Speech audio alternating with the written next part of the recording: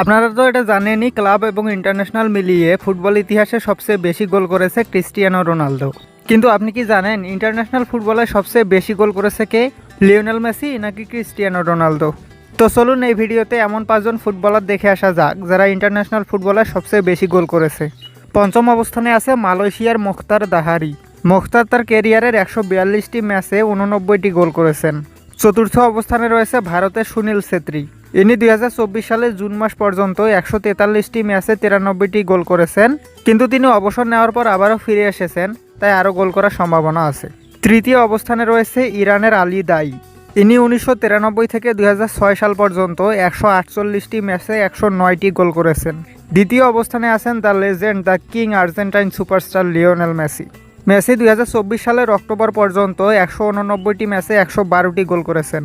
আর football জগতের বস Cristiano Ronaldo আছেন 1 নম্বরে। ইনি 213টি ম্যাচে 131টি গোল করেছেন। তবে ক্রিস্টিয়ানো রোনালদো মেসির চেয়ে অনেক বেশি ম্যাচ খেলেছেন এবং মেসির তুলনায় 2 বছর আগে অভিষেক করেছেন।